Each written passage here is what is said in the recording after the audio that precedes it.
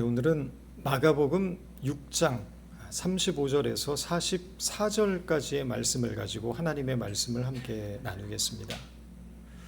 한 조사 결과에 따르면 미국 의사들의 70% 이상은 기적을 믿는다고 합니다. 환자를 치료하는 과정에서 기적이라고 말할 수밖에 없는 현상들을 보았기 때문이라는 것입니다. 암세포가 전이되어 몸 전체로 퍼져 있던 사람이 불과 며칠 만에 암세포가 거짓말처럼 모두 사라지는 현상이 일어나기도 하고, 의학적으로는 더 이상 가망이 없다고 시한부 선고를 받은 사람이 수십 년을 살기도 합니다. 이런 기적적인 현상을 자주 목격하게 되는 것은 아니지만 의학적으로 설명이 불가능한 단 한 번의 기적을 경험하는 것만으로도 과학을 뛰어넘는 초자연적인 현상이 존재한다는 것을 부인할 수 없다는 것입니다.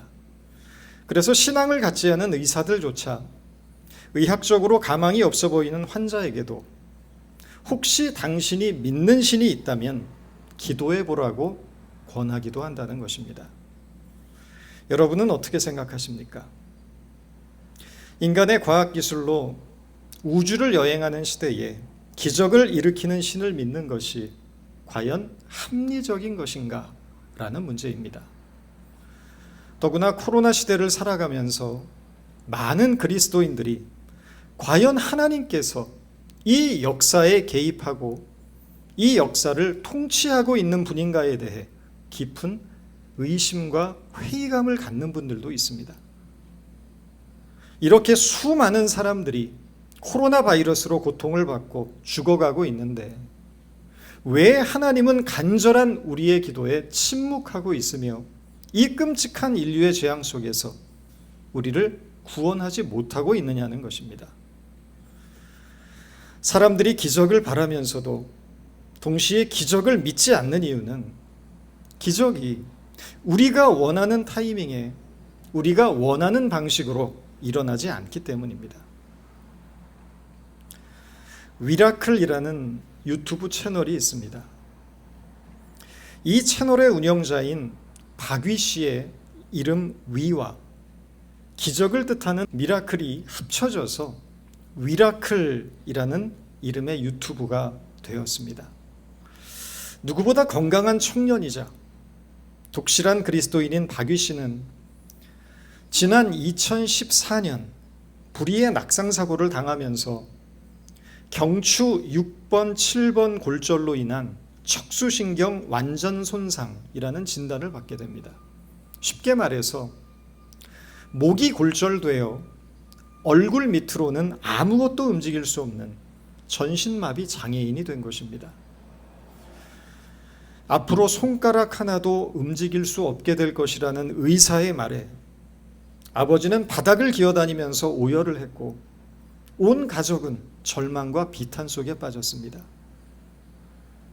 중학교 때는 축구 선수를 했고 고등학교 때는 체육부장을 했을 정도로 운동신경이 뛰어난 박위 씨였지만 이제는 누군가 밥을 떠먹여줘야 했고 심지어 대소변을 받아내야만 했으며 2시간에 한 번씩 뒤집어줘야만 등에 욕창이 생기지 않는 신세가 되어버린 것입니다. 그러나 그는 절대 포기하지 않았습니다. 누군가 자신의 삶을 대신 살아줄 수 없음을 알았기에 독립적으로 생활하기 위해 죽을 힘을 다해 재활훈련을 하기 시작합니다. 각고의 노력 끝에 처음으로 손가락 하나를 까딱하고 움직이게 되었을 때 그는 자신에게 기적이 시작되었다고 말합니다.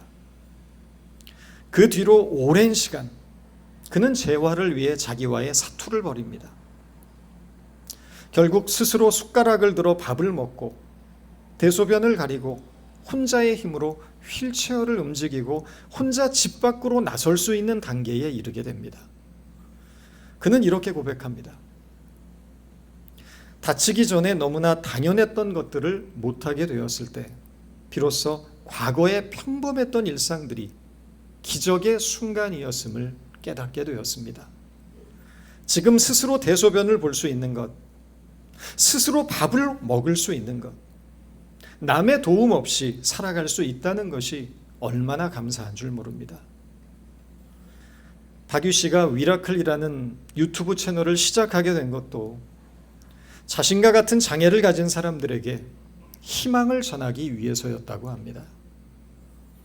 사람들이 기대하는 기적은 손상된 척수가 치유가 되어 예전과 같이 다시 걷고 다시 뛸 수 있는 건강을 회복하는 것입니다. 그러나 과연 그것만이 기적일까요? 척수가 끊어져 전신마비라는 절망의 자리에서 죽음이 아닌 삶을 선택하고 체념이 아닌 희망을 추구했으며 비록 불완전한 삶을 살게 되었지만 모든 일상을 긍정과 감사함으로 받아들이게 된 것은 기적이 아니겠습니까? 육체는 멀쩡한지 모르지만 작은 실패 앞에서 쉽게 체념하고 조금만 어려움이 와도 비관하고 게으르고 매사에 불평과 불만으로 가득 차 있고 감사할 줄 모르는 마음의 장애를 안고 살아가는 우리들에게 작고 보잘것없는 것들 속에서 감사하는 법을 깨닫게 하고 삶의 의지를 일깨우고 희망과 용기를 전하는 박유 씨야말로 저는 기적의 증인이라고 생각합니다. 저는 하나님의 기적이 박유 씨를 통해 많은 사람들에게 증거되고 있음을 보며 참으로 기뻐합니다. 초자연적인 기적만이 하나님의 기적은 아닙니다. 기적은 환경의 변화로만 오지 않습니다. 한 존재의 내적인 거듭남이야말로 진정한 기적의 증거가 될 수 있기 때문입니다. 그런 의미에서 기적은 결코 멀리 있는 것이 아니라 기적은 우리 안에 있습니다. 더 이상 당연한 것이 없고 모든 일상이 감사하게 느껴지는 풍요로운 행복감을 느낄 수 있다면 바로 그것이 내 안에 일어난 작은 기적일 것입니다. 내 손가락을 움직여 숟가락을 들 수 있고 두 발로 걸을 수 있고 지금 숨 쉴 수 있는 것이 축복으로 여겨지신다면 우리 모두는 하나님의 기적 속에 살아가고 있는 것입니다. 이 믿음의 관점을 갖는 것이 참 신앙이고 건강한 그리스도인이 되는 것입니다. 성경은 기적 이야기들로 가득 차 있습니다. 어떤 분은 표지만 빼놓고 성경 전체는 기적 이야기다라고 말했습니다. 병자를 고치는 일은 너무나 흔하고 바다가 갈라지거나 살아있는 사람이 산채로 하늘로 올라가거나 죽은 자가 살아나는 이야기들이 나옵니다. 그러나 이런 기적에 대한 이야기들은 성경에만 나오는 것이 아닙니다. 세상의 모든 종교는 기적 이야기들로 가득 차 있습니다. 하지만 성경이 관심을 갖는 것은 기적 그 자체가 아니라는 것입니다. 그 기적이 말하고자 하는 의미에 관심을 갖습니다. 이것을 표징 또는 표적이라고 합니다. 기적을 통해 증거되는 어떤 의미를 전달하고자 한다는 것입니다. 오병이어의 기적도 그렇습니다. 예수님이 얼마나 대단하고 놀라운 능력을 가졌는가를 말하려는 것에 그 목적이 있지 않습니다. 이 기적 사건을 통해 성경이 전하는 의미는 크게 두 가지입니다. 하나는 예수님이 누구인가를 가리키고 있다는 것입니다. 오병이어의 기적 사건을 통해서 예수님의 본질, 예수님의 정체가 무엇인가를 잘 묵상을 해보라는 것입니다. 요한복음 6장 35절에 보면 오병이어의 기적 사건 이후에 예수님께서 자신에 대해 이렇게 말씀하십니다. 나는 생명의 떡이니 내게 오는 자는 결코 줄이지 아니하리라. 세상의 떡은 아무리 먹는다고 해도 불과 얼마 지나지 않아 다시 배고프게 마련이지만 생명의 떡으로 오신 예수 그리스도는 우리의 줄인 영혼을 영원히 배고프지 않게 하실 것이며 우리를 영원한 생명으로 살게 하실 분이라는 것입니다. 또 한 가지는 이 기적을 통해 기적 너머에 있는 것이 무엇인지를 살펴보라는 것입니다. 기적을 통해 깨닫게 하고자 하시는 신앙의 의미가 무엇인지를 찾으라는 것입니다. 이를테면 오병이어의 기적은 먹는 것이 인간 자신의 힘으로만 해결되는 것이 아니라는 것을 우리에게 보여주는 사건입니다. 우리는 돈으로 양식을 산다고 생각합니다. 돈을 벌어서 돈으로 무엇인가를 사 먹기는 하지만, 그러나 여러분, 돈이 아무리 많다고 한들 인간의 능력으로는 쌀 한 톨도 만들 수가 없습니다. 물고기 한 마리도 만들 수 없습니다. 이 모든 것이 하늘에서 주어지는 것이고 결국 이 세상의 모든 자연을 창조하신 하나님의 능력과 은혜에서 비롯되고 있음을 깨달으라는 것입니다. 오병이어의 기적 사건은 지금까지 예수님이 행하셨던 기적과는 다른 독특한 성격을 한 가지 띠고 있습니다.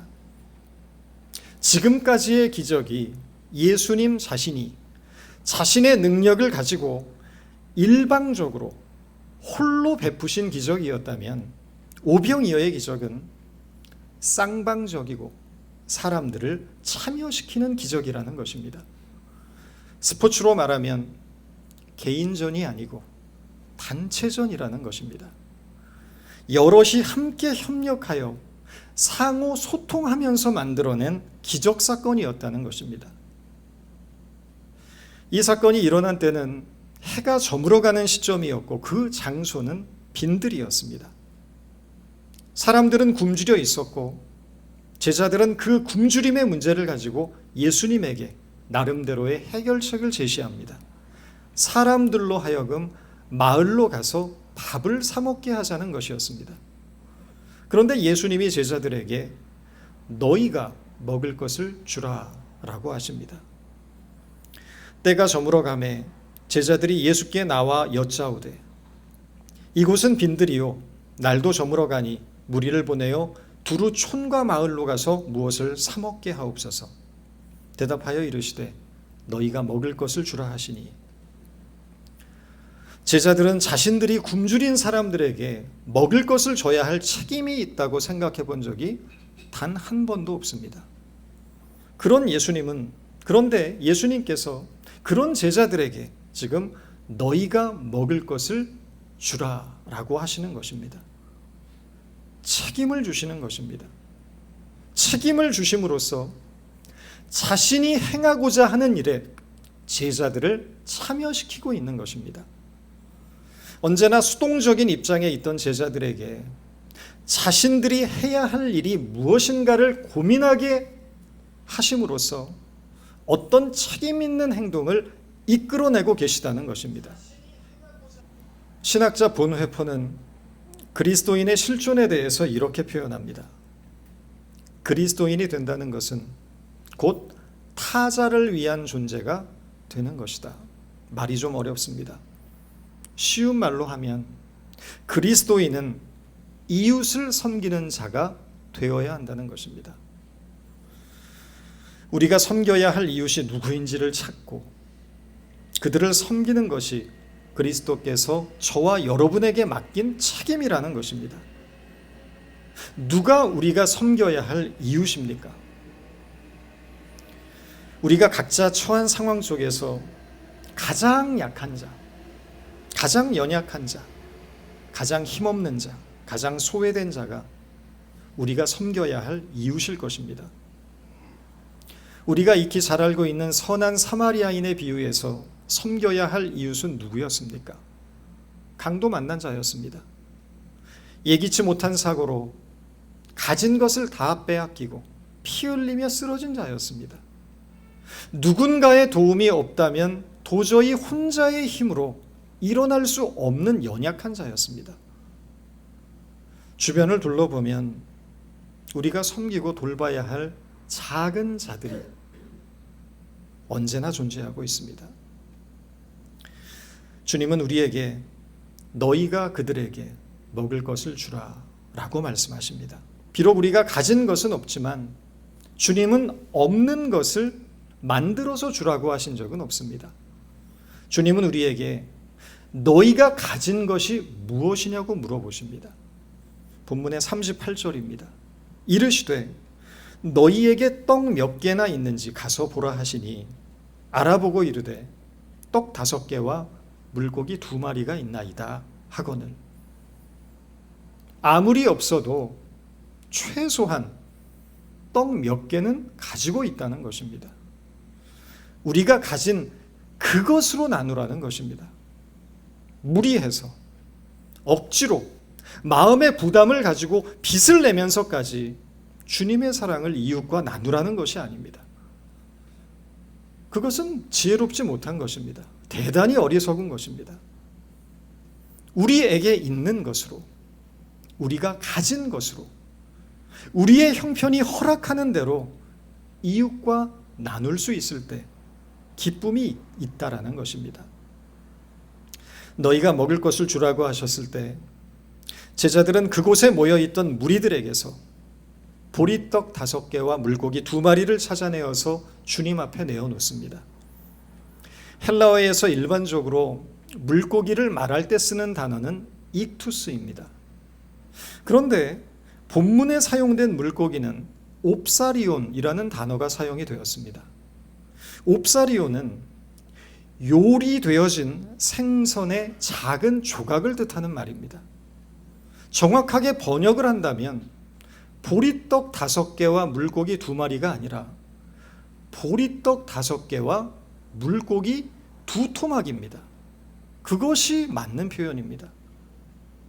더구나 지금 빈들에는 남자만 5,000명이 모여 있다고 성경은 기록하고 있습니다. 당시에 사람의 숫자를 셀 때 어린아이와 여성을 제외한 숫자만 셌다고 감안을 한다면 지금 이 빈들에는 줄잡아 2만 명 정도는 되는 많은 사람들이 운집해 있었을 것입니다. 도대체 이 많은 사람들에게 고작 보리떡 5개와 물고기 2토막이 무슨 도움이 되겠는가? 우리는 그렇게 생각할 수 있습니다. 그러나 그것은 우리의 지극히 인간적인 생각입니다. 예수님께서 그 작은 것들 위에 축사하시고 떡을 떼어 나누기 시작하자 성경에 구체적으로 묘사가 되어 있지는 않지만 신기하고 놀라운 증식의 기적이 일어나게 되었습니다. 예수께서 떡 5개와 물고기 2마리를 가지사 하늘을 우러러 축사하시고 떡을 떼어 제자들에게 주어 사람들에게 나누어 주게 하시고 또 물고기 2마리도 모든 사람에게 나누심에 다 배불리 먹고 남은 떡 조각과 물고기를 12바구니에 차게 거두었으며 떡을 먹은 남자는 5,000명이었더라. 아무리 보잘것없고 초라한 것이라 할지라도 그것을 주님께 드리고 주님께서 그 위에 축복하셨을 때 마치 사르밧 과부의 기름병에 기름이 떨어지지 않고 계속해서 흘러넘쳤듯이 보리떡 5개와 물고기 2마리를 나누고 또 나누고 또 나누고 또 나누어도 5,000명이 먹고 12강주리가 남게 되었다는 것입니다. 오병이어의 기적사건은 마태, 마가, 누가, 요한 4복음서 모두에 동일하게 기록된 사건입니다. 그만큼 복음서의 저자들은 오병이어의 사건을 중요하게 다루고 있다는 것입니다. 저자의 관점에 따라서 기록된 내용의 차이는 있지만 사복음서가 모두 동일하게 말하고 있는 바는 이 기적사건이 보리떡 5개와 물고기 2마리가 주님 앞에 드려졌을 때 비로소 시작하게 되었다는 점입니다. 요한복음의 저자는 보리떡 5개와 물고기 2마리를 주님 앞에 드린 것이 한 어린 아이였다고 기록하고 있습니다. 요한복음 6장 9절입니다. 여기 한 아이가 있어 보리떡 5개와 물고기 2마리를 가지고 있나이다. 그러나 그것이 이 많은 사람에게 얼마나 되겠사옵나이까.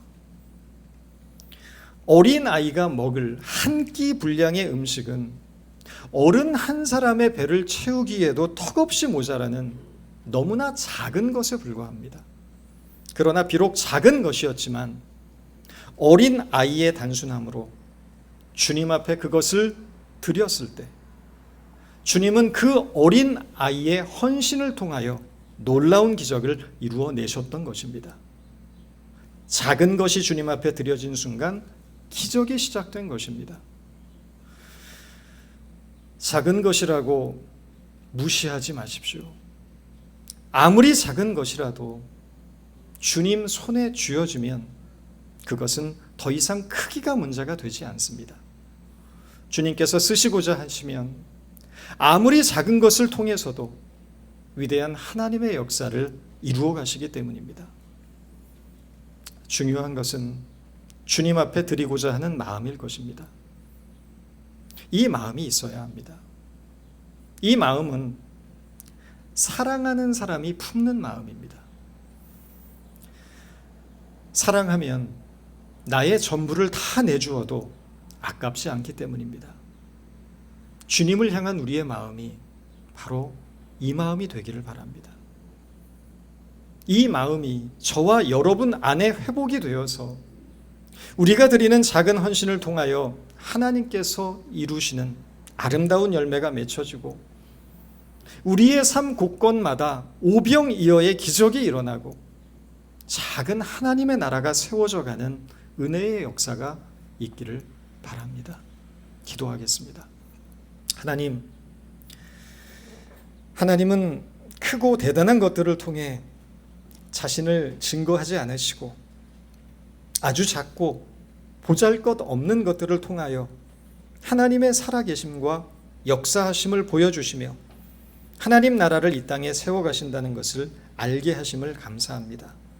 비록 우리가 가진 것은 없지만 우리가 가진 것을 주님 앞에 내어드리기를 기뻐하게 하시고 우리가 가진 것으로 더 작은 자들을 섬기며 살아가는 삶이 되게 하셔서 우리의 헌신과 우리의 드림을 통하여 하나님의 사랑이 아름다운 열매로 풍성히 맺혀져 가게 하여 주옵소서. 예수님의 이름으로 기도드렸습니다.